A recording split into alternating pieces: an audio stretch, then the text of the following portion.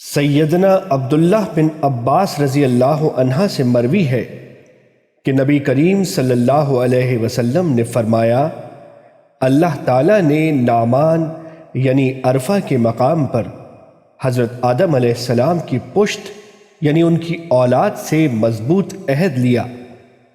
اس کا طریقہ کار یہ تھا کہ اللہ تعالیٰ نے ان کی پیٹھ سے وہ ساری اولاد نکالی جو اس نے پیدا کرنی تھی، اور ان کو آپ علیہ السلام کے سامنے چونٹیوں کی طرح بکھیر دیا، اور پھر ان سے آمنے سامنے کلام کرتے ہوئے کہا، کیا میں تمہارا رب نہیں ہوں؟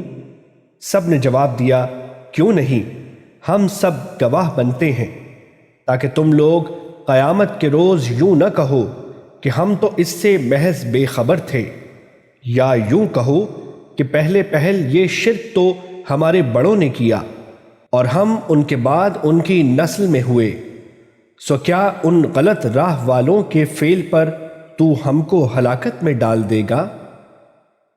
حدیث نمبر 1، مسند احمد۔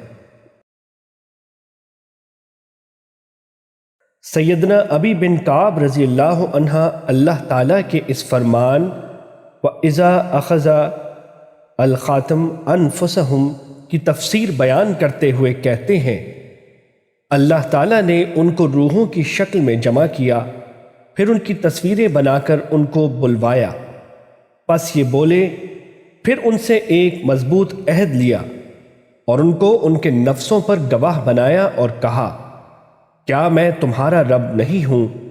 میں 7 آسمانوں اور 7 زمینوں کو تم پر گواہ بناتا ہوں، اور میں تمہارے باپ آدم علیہ السلام کو بھی تم پر گواہ بناتا ہوں، تاکہ تم قیامت والے دن یہ نہ کہہ دو کہ ہمیں تو اس چیز کا علم ہی نہیں تھا۔ جان لو کہ میرے علاوہ نہ کوئی معبود ہے اور نہ کوئی رب، پس تم میرے ساتھ کسی کو شریک نہ ٹھہرانا، ان قریب میں تمہاری طرف اپنے پیغمبروں کو بھیجوں گا، وہ تمہیں میرے وعدے اور میثاق کو یاد کرائیں گے، اور میں تم پر کتابیں بھی نازل کروں گا۔ ان سب نے جواباً کہا، ہم یہ گواہی دیتے ہیں کہ تو ہی ہمارا رب اور معبود ہے، تیرے علاوہ ہمارا کوئی رب نہیں ہے۔ پس انہوں نے اس چیز کا اقرار کیا۔ حدیث نمبر 2، مسند احمد۔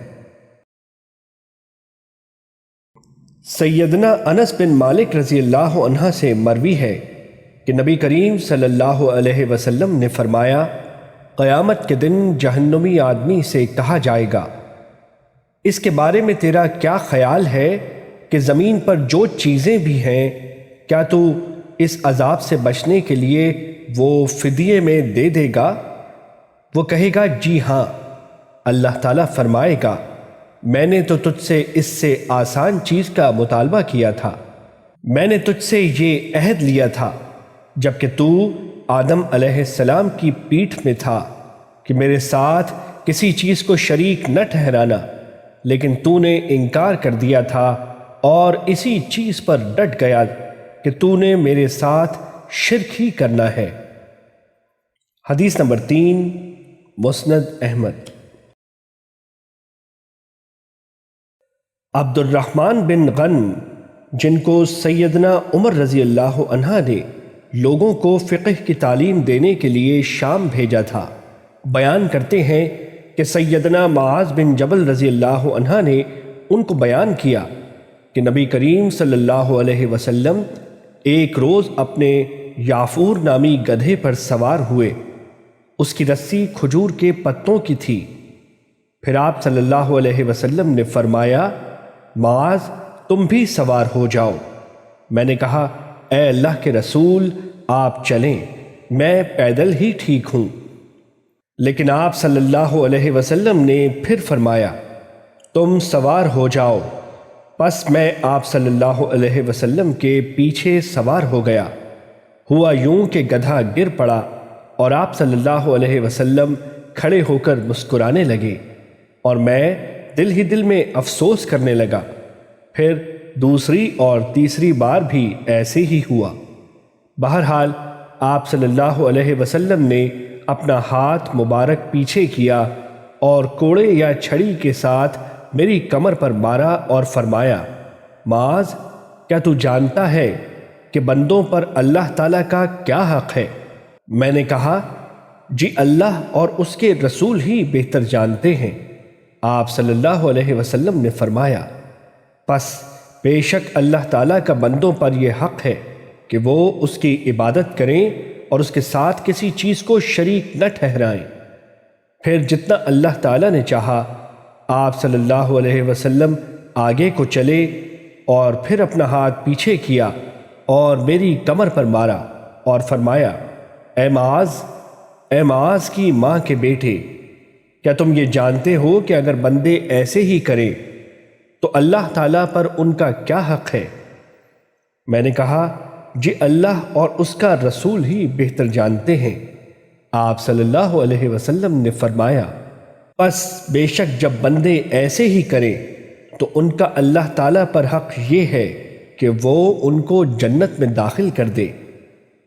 حدیث نمبر 4، مسند احمد۔ سیدنا انس بن مالک رضی اللہ عنہ سے مروی ہے، وہ کہتے ہیں، ہم سیدنا معاذ بن جبل رضی اللہ عنہ کے پاس آئے اور کہا، ہمیں رسول اللہ صلی اللہ علیہ وسلم کی کوئی عجیب سی حدیث بیان کرو۔ انہوں نے کہا، جی ہاں، وہ بات یہ ہے کہ میں گدھے پر آپ صلی اللہ علیہ وسلم کے پیچھے سوار تھا۔ آپ صلی اللہ علیہ وسلم نے فرمایا، اے معاذ بن جبل۔ میں نے کہا، میں حاضر ہوں اے اللہ کے رسول۔ آپ صلی اللہ علیہ وسلم نے فرمایا، کیا تم جانتے ہو کہ بندوں پر اللہ تعالیٰ کا کیا حق ہے؟ میں نے کہا، جی اللہ اور اس کا رسول ہی بہتر جانتے ہیں۔ پھر مذکورہ بالا حدیث کی طرح حدیث ذکر کی، البتہ اس میں جنت میں داخل کرنے کے بجائے یہ الفاظ ہیں کہ وہ ان کو عذاب نہیں دے گا، اور ایک روایت میں یہ زیادتی بھی ہے۔